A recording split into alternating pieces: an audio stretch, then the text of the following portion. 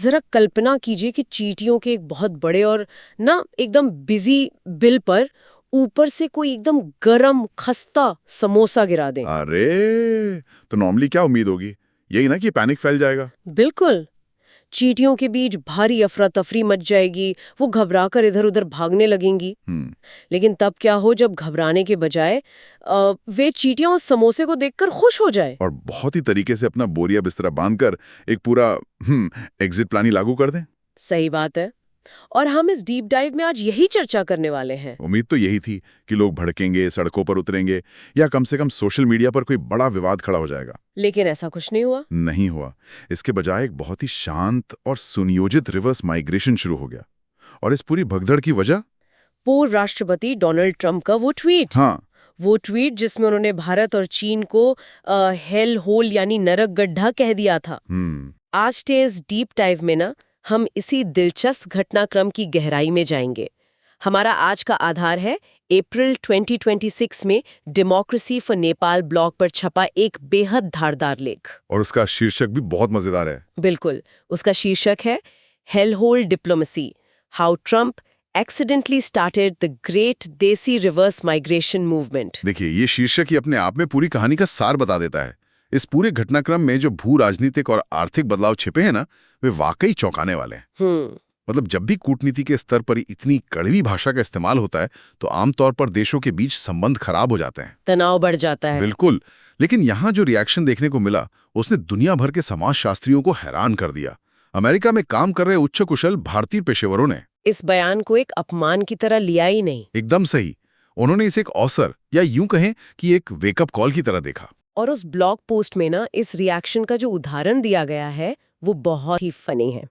जब वो हेलहोल वाला ट्वीट आया तो भारतीय डायस्पोरा का गुस्सा नहीं भड़का, उनका रवैया कुछ और ही था। हाँ, वो कह रहे थे कि हाँ बिल्कुल ये हमारा हेलहोल है, हमारे पास दुनिया के सबसे बेहतरीन आम है और तुम्हारे पास सिर्फ मेयोनीज है। मतलब पूरी बहस का स्तर ही बदल गया, है ना।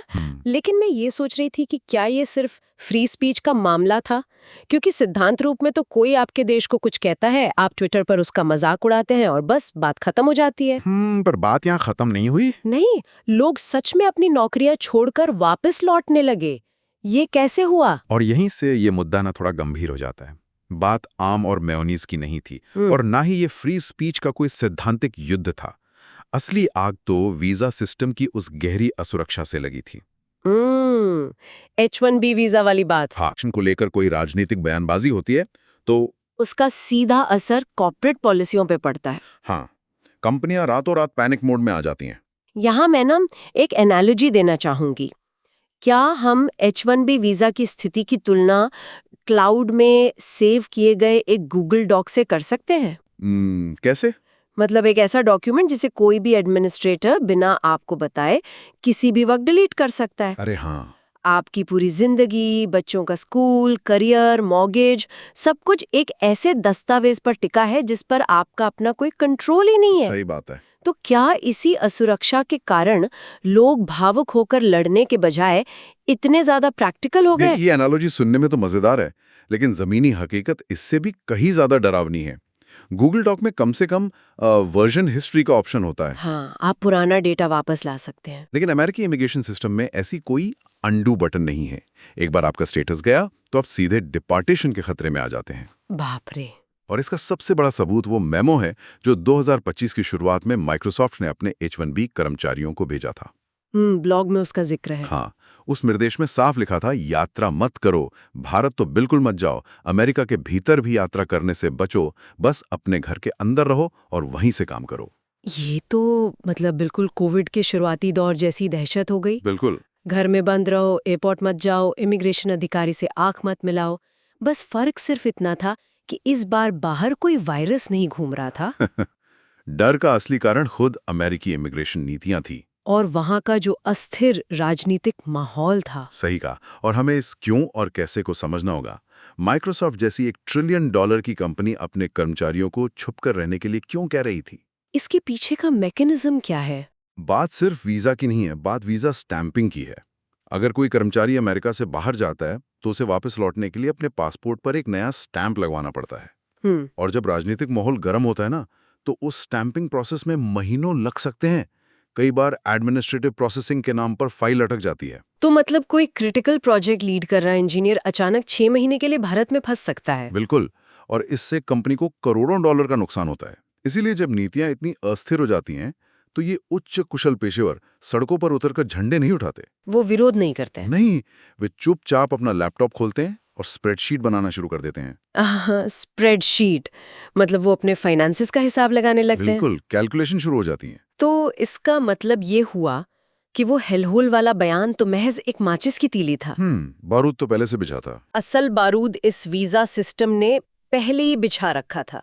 और दिलचस्प बात यह है कि इस तरह का पलायन कोई नई घटना नहीं है। नहीं, बिल्कुल नहीं। अगर हम इतिहास देखें तो 2008 के आर्थिक संकट के दौरान भी कुछ ऐसा ही देखने को मिला था, है ना? जी हाँ, 2008 की मंदी इस स्थिति को समझने के लिए एक बेहतरीन केस स्टडी है। उस समय अमेरिका का हाउसिंग मार्केट पूरी तरह से क्रैश हो गया था। बैंक डूब रहे थे, चारों तरफ छटनी का माहौल था। और ठीक उसी समय दूसरी तरफ चीन अपनी अर्थव्यवस्था को एक रॉकेट की तरह उड़ा रहा था। हाँ, बीजिंग ओलंपिक्स का समय था ना वो। बिल्कुल, इंफ्रास्ट्रक्चर में भारी निवेश हो रहा था। तब चीनी प्रोफेशनल्स ने स्थिति का बहुत ही निर्मम और लॉजिकल असेसमेंट किया। उन्होंने देखा कि अमेरिका अब फायदे का सौदा नहीं रहा। एग्जैक्टली। उन्होंने बिना किसी शोर शराबे, बिना किसी ड्रामा या विदाई पार्टियों के अमेरिका छोड़ दिया। वे चुपचाप अपने देश लौट गए क्योंकि उन्हें वहां बेहतर भविष्य दिखा। उन्होंने इस पूरी स्थिति को एक खराब बिजनेस डील की तरह देखा और मार्केट से एग्जिट ले लिया। लेकिन जो भारतीय डायस्पोरा अब कर रहा है वो बिल्कुल भी चुपचाप नहीं हो रहा है। अरे, भारतीयों का एग्जिट और चुपचाप। वही तो, ये बहुत ही शोरगुल के साथ हो रहा है। मीम्स के सैलाब आ रहे हैं, ट्विटर थ्रेड्स बन रहे हैं और व्हाट्सएप ग्रुप्स में लंबी लंबी बहसें चल रही हैं। और इन बहसों के बीच एक बहुत बड़ी सच्चाई सामने आई है कि जिसे ये लोग दशकों से अमेरिकन ड्रीम समझ रहे थे ना, वो असल में बस एक 30 साल का मॉर्गेज बन चुका है। सही बात है। प्रॉपर्टी टैक्स, हर महीने कटने वाले भारी भरकम बिल और एक न खत्म होने वाली एंग्जाइटी। और इसी अमेरिकन ड्रीम के मोहभंग होने से एक नया इंडियन ड्रीम जन्म ले रहा है। और ये नया इंडियन ड्रीम सिर्फ अपने देश लौटने का कोई इमोशनल फैसला नहीं है। बिल्कुल नहीं। इसके पीछे एक बहुत ही ठोस कॉस्ट ऑफ लिविंग आर्बिट्राज है। भारत में जीवन की गुणवत्ता सुधर रही है और सबसे बढ़कर जो अमेरिका में कभी नहीं मिलता वो है सामाजिक सम्मान, मतलब सोशल कैपिटल। अच्छा, कैसे? अमेरिका के किसी ऑफिस में जो व्यक्ति सिर्फ एक मिड लेवल मैनेजर है, जिसे शायद कोई खास तवज्जो ना मिलती हो, वो जब भारत शिफ्ट होता है तो उसके सामाजिक रुतबे में अचानक एक भारी उछाल आता है। मुझे यहाँ आपको थोड़ा रोकना है क्योंकि मेरे मन में एक सवाल खटक रहा है। हाँ, बताइए। उस ब्लॉग लेख में प्रेस्टीज अपग्रेड की बात बहुत प्रमुखता से की गई है। कल्पना कीजिए, कोई सैन फ्रांसिस्को में हर महीने $4000 किराया देकर एक जूते के डिब्बे जितने छोटे से घर में रह रहा है। हाँ, और जब वो अपना सामान पैक करके बैंगलोर के किसी पॉश इलाके में शिफ्ट होता है तो वो रातों रात NRI सर या सिलिकॉन वैली रिटर्न्ड सर बन जाता है। बिल्कुल। शायद उसका काम अमेरिका में सिर्फ किसी सॉफ्टवेयर का ड्रॉप डाउन मेनू ठीक करना रहा हो, लेकिन भारत में उसे ऐसे देखा जाता है जैसे उसी ने पूरा इंटरनेट इजाद किया हो। सही कहा। तो मैं ये सोच रही थी, क्या सच में लोग सिर्फ इस सम्मान की भूख या अपने ईगो को सहलाने के लिए इतनी बड़ी शिफ्ट कर रहे हैं? या ये महज कैलकुलेटर का गणित है? अगर कोई सैन फ्रांसिस्को में संघर्ष करने के बजाय भारत में स्टीव जॉब्स का अवतार बन सकता है, तो इसमें छुपी असल प्रेरणा क्या है? देखिए, ये एक बहुत ही शानदार सवाल है और इसका जवाब सिर्फ ईगो या सिर्फ लालच में नहीं है। तो फिर क्या है? ये इन दोनों का एक बहुत ही सटीक मिश्रण है और इसका असली कारण वो निर्मम आर्थिक गणित है। हाँ, वो व्हाट्सएप फॉरवर्ड वाला गणित। एग्जैक्टली। जिससे समझे बिना हम इस रिवर्स माइग्रेशन को नहीं समझ सकते। इस ब्लॉग में एक 50 साल के भारतीय अमेरिका का जो उदाहरण दिया गया है ना, वो आज हर प्रवासियों के व्हाट्सएप ग्रुप में वायरल है। हाँ, जरा उस 50 साल के व्यक्ति के नजरिए से सोचते हैं। मान लीजिए उसने अमेरिका में अपने घर की किश्तें लगभग चुका दी हैं। उसके पास 2 गाड़ियां हैं, रिटायरमेंट अकाउंट यानी फॉरेन 01k में कुछ पैसे हैं, कुछ स्टॉक्स हैं और हाँ, उसके गैराज में रात 2 बजे अमेज़न से खरीदा गया दुनिया भर का फालतू सामान भरा पड़ा है। बिल्कुल। अब यहाँ मुनाफे का खेल समझिए। हाँ, अमेरिका की अर्थव्यवस्था इस तरह से डिजाइन की गई है कि वो व्यक्ति 65 साल की उम्र से पहले रिटायर होने का सोच भी नहीं सकता। क्यों? क्योंकि वहाँ हेल्थ केयर सीधे तौर पर आपके रोजगार से जुड़ा है। सही बात है। अगर आप नौकरी छोड़ते हैं तो आपका मेडिकल इंश्योरेंस खत्म हो जाता है और बाजार से प्राइवेट इंश्योरेंस खरीदना किसी की भी कमर तोड़ सकता है। और प्रॉपर्टी टैक्स भी तो हैं। बिल्कुल। आपका अपना घर होने के बावजूद आपको हर साल हजारों डॉलर सरकार को देने ही होते हैं। लेकिन अगर वो व्यक्ति अमेरिका की अपनी सारी संपत्ति बेच दे, घर बेच दे और कैश लेकर भारत लौटाए, तो वो सिर्फ एक देश से दूसरे देश में शिफ्ट नहीं हो रहा है, वो उस पैसे की परचेजिंग पावर का फायदा उठा रहा है। मतलब उसने असल में बिना किसी नुकसान के इंस्टेंट अर्ली रिटायरमेंट हासिल कर लिए। एकदम सही। उसे अपनी जीवन शैली में कोई कटौती नहीं करनी पड़ती। अमेरिका का जो पैसा वहां उसे एक साधारण मिडिल क्लास जीवन दे रहा था, वही पैसा भारत में उसे एक रईस की तरह जीने की आजादी देता है। उसका बैंक अकाउंट मुस्कुरा रहा होता है और उसका कोलेस्ट्रॉल डरा हुआ होता है। हाँ, कोलेस्ट्रॉल डरा हुआ। क्योंकि जब बात जीवन शैली और सुविधाओं की आती है तो भारत वापस आने के फायदे सिर्फ बैंक बैलेंस तक सीमित नहीं है। उस लेख में खाने और स्वास्थ्य सेवाओं की जो तुलना की गई है वो बहुत ही मजेदार है। खाने वाली बात तो वाकई गहरी है। अगर आप अमेरिका में हैं और आप रेस्टोरेंट में स्पाइसी खाने की डिमांड करते हैं तो वो लोग बस थोड़ा सा और काली मिर्च छिड़क देते हैं। हाँ, वहाँ का खाना तो किसी लीगल कॉन्ट्रैक्ट की तरह लगता है, एकदम नीरस और बिना किसी आत्मा के। और भारत में स्पाइसी का मतलब है सीधे अपने पूर्वजों से मुलाकात कर लेना। बिल्कुल। बेहतरीन स्वाद, हर नुक्कड़ पर मिलने वाला ताज़ा और सस्ता खाना, ये अपने आप में कैलिफोर्निया की आधी डिप्रेस्ड आबादी को वापस खींचने की ताकत रखता है। लेकिन देखिए, खाने से भी बड़ा और गंभीर मुद्दा है हेल्थ केयर। हाँ, स्वास्थ्य सेवाएं। और यही वो बिंदु है जहां अमेरिका असल में हार रहा है। अमेरिका का हेल्थ केयर सिस्टम अब लोगों की मदद करने के बजाय एक साइकोलॉजिकल थ्रिलर बन चुका है। बाप रे, वो कैसे? इसके मैकेनिज्म को देखिए। अगर आप अमेरिका में बीमार पड़ते हैं तो आप सीधे डॉक्टर के पास नहीं जा सकते। आपको पहले एक ऐप पर जाना होता है। वो ऐप आपको एक कस्टमर केयर नंबर डायल करने को कहता है। वो नंबर आपको एक ऑनलाइन पोर्टल पर भेजता है और वो पोर्टल आपको प्रायर ऑथराइजेशन के नाम पर हफ्तों बाद की अपॉइंटमेंट देता है। और जब आप आखिरकार डॉक्टर के पास पहुंचते हैं तो आपको डिडक्टेबल्स के नाम पर ऐसे बिल थमाए जाते हैं जो आपकी पूरी सेविंग्स खत्म कर सकते हैं। और सबसे डरावना हिस्सा तो तब आता है जब आप सिर्फ अस्पताल के वेटिंग रूम में बैठे हो, आपने जोर से सांस ले ली हो और कुछ हफ्तों बाद आपको मेल में $4000 का बिल मिल जाए। सही बात है। उस ब्लॉग में ये जो व्यंग्य किया गया है ना, वो बहुत तीखा है कि भारत में सरकारी स्तर पर भ्रष्टाचार भले भी हो, आपको किसी बाबू को 500 रुपए रिश्वत देनी पड़े, लेकिन वहां का वो सबसे भ्रष्ट अफसर भी अमेरिकी हेल्थ इंश्योरेंस कंपनियों का बिल देखकर शर्म से पानी पानी हो जाए। हाँ, वो भी बोलेगा कि भाई लूटने की भी कोई सीमा होती, थोड़ी तो शर्म कर लो। ये व्यंग्य भले ही हो, लेकिन ये एक बहुत बड़ी आर्थिक सच्चाई को उजागर करता है। भारत में अगर आप बीमार पड़ते हैं तो अगर आपके पास कैश है या प्राइवेट इंश्योरेंस है तो आप उसी दिन शहर के सबसे बेहतरीन डॉक्टर से मिल सकते हैं। बिल्कुल। MRI या ब्लड टेस्ट उसी दिन हो जाते हैं। यही वे रोजमर्रा की व्यवहारिक चीजें हैं, खाना, स्वास्थ्य, घर में काम करने वाले लोग, जो आपके जीवन की क्वालिटी तय करती हैं। और जब ये आर्थिक रूप से मजबूत और अमेरिका से थके हुए पेशेवर भारत लौटते हैं तो उनके जीवन में एक बड़ा मनोवैज्ञानिक बदलाव आता है। क्या बदलाव? के लिए एक चॉइस बन जाता है, एक हॉबी। इस ब्लॉग में इसे बोनस सैलरी इफेक्ट का नाम दिया गया है।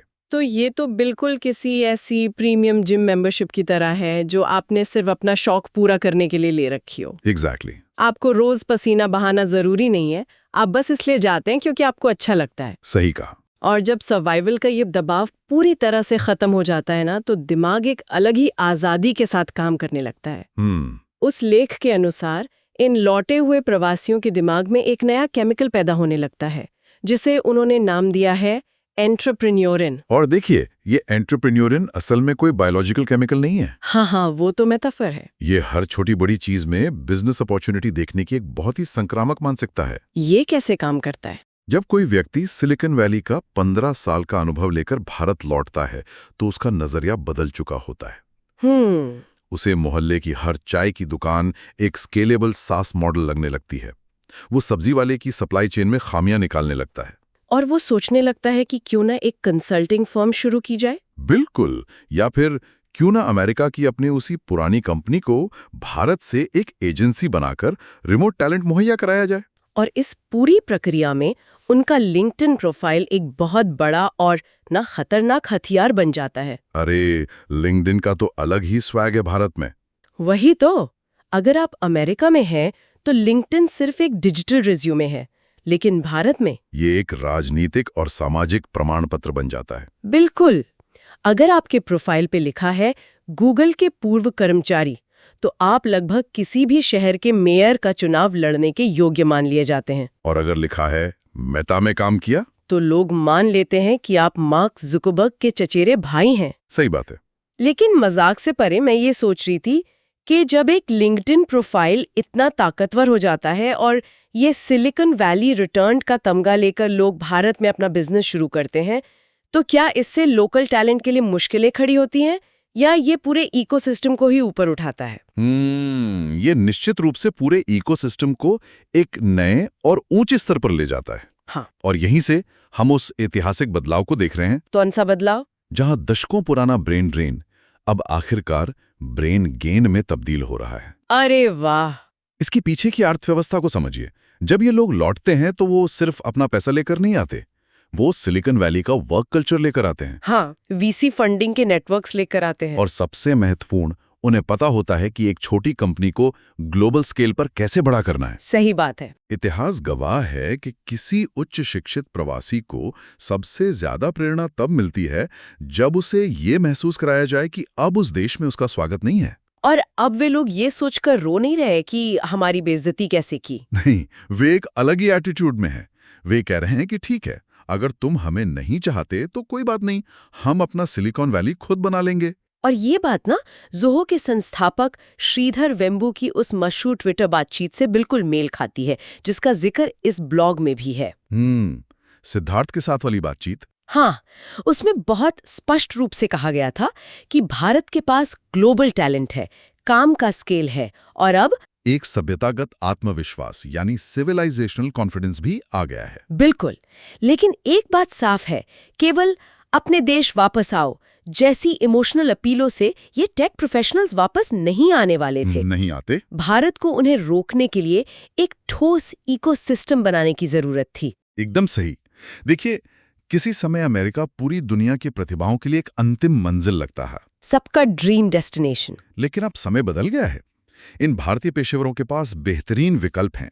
वे ग्लोबली मोबाइल हैं, फाइनेंशियली सिक्योर हैं और उनके पास बेजोड़ स्किल्स हैं। ट्रंप का वो ट्वीट या वीजा की सख्ती उनके लिए महज एक संकेत बन गया, एक ट्रिगर पॉइंट, जिसने उन्हें सोचने पर मजबूर किया कि क्या हमें यहां से निकलने का ऑफिशियल इनविटेशन दिया जा रहा है। एक तरह से देखा जाए तो ट्रंप अनजाने में इन लाखों भारतीयों के लिए एक इमोशनली अनस्टेबल करियर काउंसलर बन गए।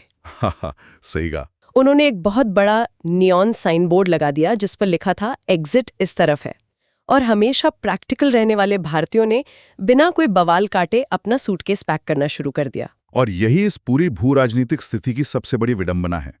जिस बयान को एक बहुत बड़े कूटनीतिक अपमान के रूप में देखा जाना चाहिए था, जिस पर टीवी डिबेट्स होनी चाहिए थी, हाँ, उसने असल में लाखों अप्रवासियों को अपनी खुद की आर्थिक ताकत का एहसास करा दिया। तो इस पूरी चर्चा के धागों को समेटते हुए ना हम उस ब्लॉग के निष्कर्ष पर आते हैं। वो लेख बहुत ही शानदार और फिलोसॉफिकल तरीके से खत्म होता है। वो बताता है कि हेल होल कोई इंफ्रास्ट्रक्चर की कमी का नाम नहीं है, ये एक मानसिक स्थिति है, मुश्किलों को देखने का एक एटीट्यूड है। जी हाँ, इसे ऐसे समझिए कि भारतीय उस सभ्यता का हिस्सा है जिसने हर तरह की एक्सट्रीम चीजें देखी हैं। बिल्कुल। हमने उपनिवेशवाद देखा है, गरीबी देखी है, दमघोंटू नौकरशाही देखी है और हर साल आने वाली मानसून की बाढ़ तक का सामना किया है। और उन रिश्तेदारों के खतरनाक सवालों का भी सामना किया है जो घर आते ही पूछते हैं, बेटा पैकेज कितना है? हाँ, बेटा पैकेज कितना है? सच कहूं तो ये सवाल किसी भी इमिग्रेशन क्राइसिस से ज्यादा खतरनाक है। एकदम सच बात है। इसीलिए उस लेख का तर्क है कि अगर आप ऐसे माहौल में पले बढ़े हैं जहां दिन में 2 बार बिजली कटने के बावजूद आप $1 बिलियन का टेक स्टार्टअप खड़ा कर सकते हैं, तो आप किसी हेलहॉल में नहीं रह रहे हैं, आप बस जिंदगी को हार्ड मोड में जी रहे हैं, वीडियो गेम के उस लेवल पर जहां मुश्किलें सबसे ज्यादा होती हैं। और भारतीय इस हार्ड मोड में जीने के और सर्वाइव करने के विश्व चैंपियन बन चुके हैं। एकदम सटीक बात। अगर इस पूरे घटनाक्रम का अंतिम परिणाम ये होता है कि लाखों उच्च कुशल पेशावर और इनोवेटर्स भारत लौट आते हैं, वे वहां जाकर नई टेक कंपनियां बनाते हैं, हजारों लोकल टैलेंट को काम पर रखते हैं और आखिरकार कॉर्पोरेट अमेरिका का आधा काम आउटसोर्स करके अपने पास ले आते हैं, तो भविष्य का इतिहासकार यही कहेगा कि ट्रंप ने भारत का अपमान नहीं किया था, बल्कि उन्होंने आधुनिक इतिहास का सबसे बड़ा, सबसे सफल और बिल्कुल मुफ्त reverse migration marketing campaign launch कर दिया था। भारत सरकार को विज्ञापनों पर एक पैसा भी खर्च नहीं करना पड़ा। ये पूरी घटना दुनिया को ये सिखाती है कि जब राजनीतिक नीतियां जमीनी हकीकत और ग्लोबल टैलेंट से कट जाती हैं तो उसके परिणाम कितने अप्रत्याशित हो सकते हैं। बिल्कुल। और आखिर में इस विषय की गहराई में जाने के बाद ना एक ऐसा सवाल उभर कर आता है जिस पर हम सबको सोचना चाहिए। वो क्या? यदि टैलेंट पर ये रिवर्स माइग्रेशन इसी तरह चलता रहा तो क्या भविष्य में अमेरिका की दिग्गज टेक कंपनीज ग्लोबल टैलेंट के लिए एक अंतिम मंजिल न रहकर महज एक ट्रेनिंग ग्राउंड बनकर रह जाएंगे? एग्जैक्टली। लोग वहां जाएंगे, सीखेंगे, पैसा कमाएंगे और वापस लौटकर अपनी इकोनॉमी खड़ी करेंगे। जब अमेरिका दुनिया के सबसे तेज दिमागों पर अपना ये एकाधिकार खो देगा, तब वैश्विक अर्थव्यवस्था का डिजाइन कैसा होगा? जरा सोचिएगा। और क्या तब दुनिया की वे चींटियां किसी के समोसे गिराने का इंतजार करेंगी, या वे अपना खुद का समोसा बनाना सीख लेंगी? सोचने का विषय है।